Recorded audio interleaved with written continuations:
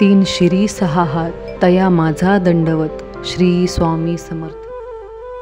नमस्कार स्वामी भक्त हो, स्वागत आहे तुमचं पुन्हा एकदा नवीन व्हिडिओमध्ये. या व्हिडिओचं शीर्षक आहे हरतालिका पूजा कशी करावी. त्याआधी व्हिडिओ पूर्ण पहा आणि चॅनलला सबस्क्राईब केलं नसेल तर आत्ता सबस्क्राईब करून घ्या. चला व्हिडिओला सुरुवात करू. गणेश चतुर्थीच्या एक दिवस आधी येणाऱ्या हरतालिकेच्या सणाला हिंदू धर्मात विशेष महत्त्व आहे. हरतालिकेचे व्रत कसे करावे ते जाणून घेऊयात.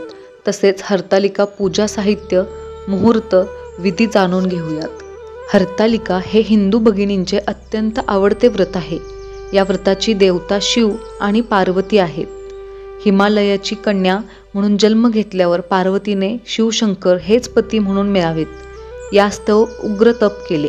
शिवशंकर तिला प्रसन्न झाले. शिव पार्वतीचा विवाह हिमालयाने मोठ्या थाटात करून दिला. आलिका म्हणजे सखी, हरिता म्हणजे अरण्य. पार्वतीने आपल्या सखीला अरण्यात नेऊन हे व्रत केले, म्हणून या व्रताला श्री हरतालिका व्रत असे नाव पडले.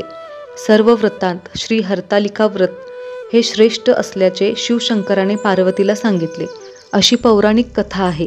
प्राचीन काळापासून पतिव्रता हे व्रत मोठ्या निष्ठेने भक्तिभावाने करीत आले आहेत. हे व्रत सौभाग्य रक्षण, सौभाग्य संवर्धन करणारे आहे. सुख, ऐश्वर, वैभव, आनंद प्राप्त करून देणारे हे व्रत सौभाग्य व्रत आहे. हे व्रत केल्याने आपल्या पतीचे प्रेम सुहासिनीला कायम मिळते. संसार सुखाचा होतो. ऐहिक जीवन समृद्ध व आनंदी बनते. कुटुंबाचा सर्वतोपरी विकास होतो. हरतालिका पूजा मुहूर्त.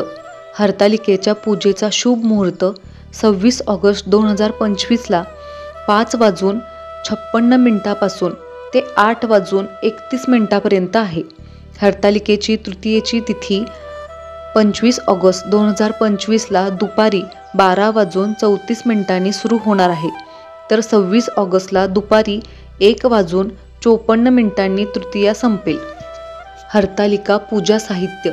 हरतालिकेच्या पूजेसाठी चौरंग, वाळू, कलश, नारळ, चंदन, कापूर, बेलाची पाने, शमीची पाने, आंब्याची पाने, पांढरी फुले तसेच 16 प्रकारच्या पत्री लागतात.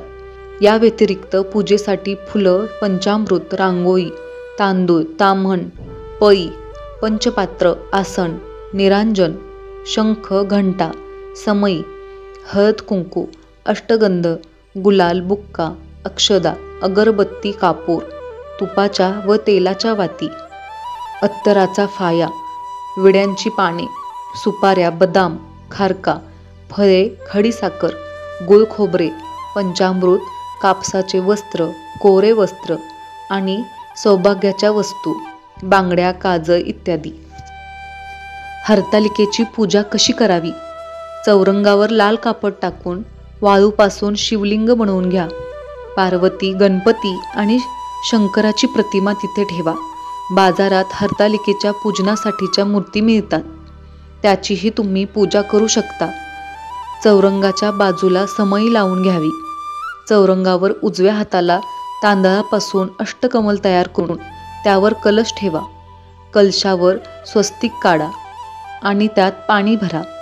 त्यात सुपारी, नाणे आणि हळद घाला. त्यावर नारळ ठेवा. मूर्तीचा अभिषेक करावा आणि त्यानंतर देवी पार्वतीला सौभाग्याच्या वस्तू अर्पण कराव्यात. पत्री आणि फुले अर्पण करावीत. कापसाचे वस्त्र अर्पण करावे. निरंजनाने आरती करावी. पंचामृत, गुळ खोबरे, आणखी एखाद्या गोड पदार्थाचा नैवेद्य दाखवावा. हरतालिका व्रतादरम्यान 16 शृंगाराला महत्त्व आहे. या दिवशी कुमारिका इच्छित वर मिळवण्यासाठी हे व्रत करतात, तर सुहासिनी अखंड सौभाग्य लाभण्यासाठी हे व्रत करतात. दिवसभर कडक उपवास करा. कडक उपवास शक्य नसल्यास फळे खाऊन हा उपवास करावा. श्री हरतालिका पौराणिक कथा. कैलास पर्वतावर उमा महेश्वर बसले होते.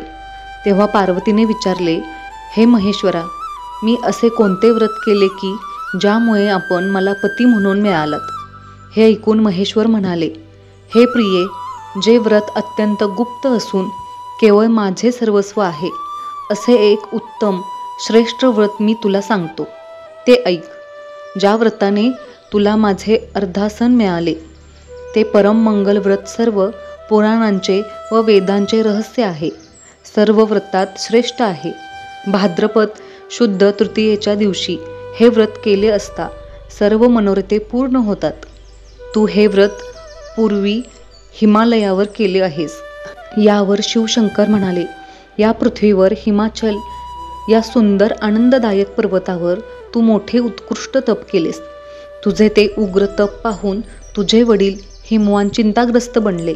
ते अत्यंत दुःखी झाले. आपली ही लाडकी लेक कोणाला देऊ अशी काळजी करू लागले. तेव्हा नारद मुनी आकाशमार्गाने तेथे आले.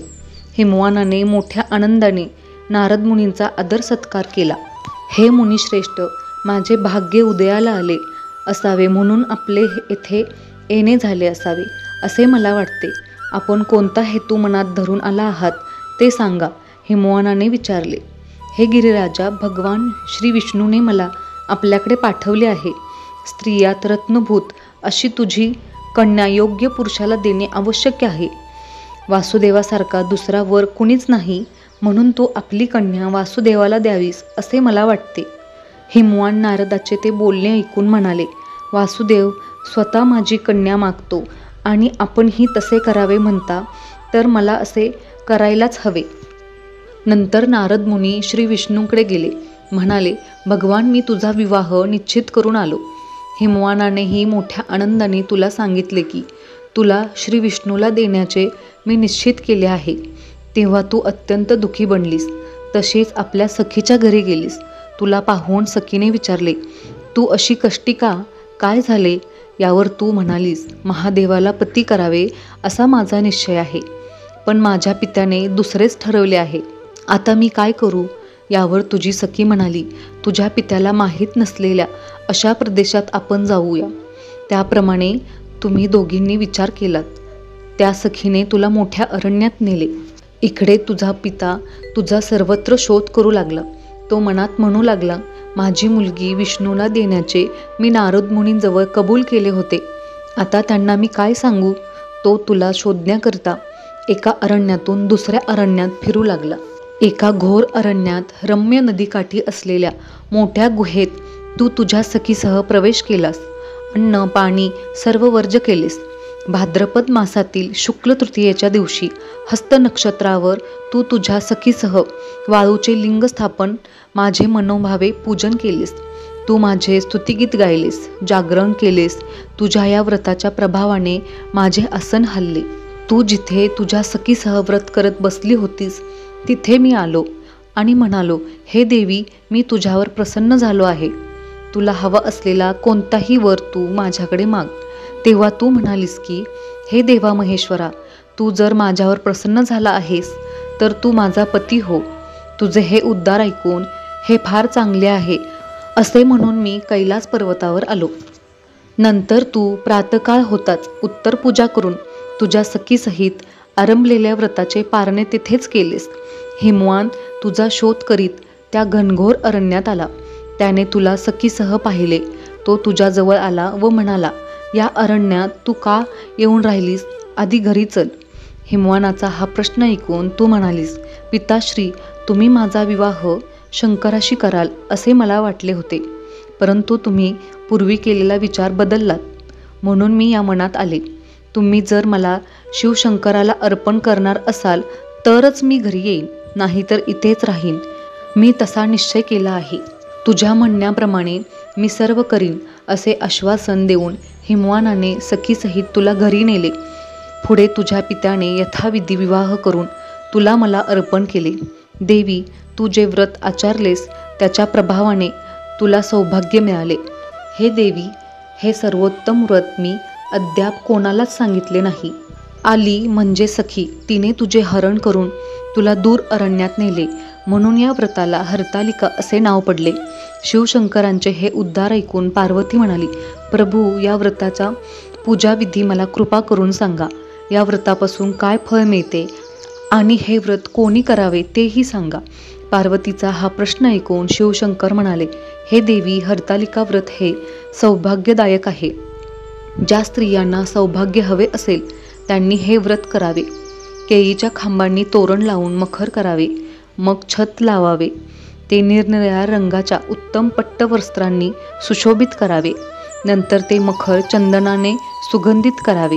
त्या पूजेच्या ठिकाणी मंगलवाद्यांचा गजर करावा आणि सखीसहित तुझी मूर्ती व माझे वाळूचे शिवालिंग करून गंध, पुष्पे, धूप, दीप, फळे इत्यादी उपचारांनी माझे पूजन करावे. नैवेद्य अर्पण करावा. रात्री जागरण करावे. नंतर श्री हरतालिका कथा पठण करावी. हे व्रत यथाविधी केले असता सर्व पापांपासून मुक्त होऊन सप्तजन्मापर्यंत राज्य मिळवून सौभाग्याची वृद्धी होते. दुसऱ्या दिवशी ब्राह्मणास वयानदान करावे. नंतर पारणे करावे. हे पार्वती, याप्रमाणे जी स्त्री हे व्रत करील ती तुझ्यासारखी आपल्या पतीसह रममाण होईल. इहलोकी अनेक सुखे, ऐश्वर्य, वैभव उपभोगून अंती शिवाचे सायुज्य तिला प्राप्त होईल. हजारो अश्वमेध आणि करोडो वाजपेय यज्ञ केल्याने जे पुण्य व फळ प्राप्त व्हावयाचे ते या कथा श्रवण पठणाच्या योगाने प्राप्त होते. हे देवी, याप्रमाणे मी हे उत्तम श्रेष्ठ व्रत तुला निवेदन केले. या व्रताच्या आचरणाने कोट्यावधी यज्ञ केल्याचे फळ प्राप्त होते.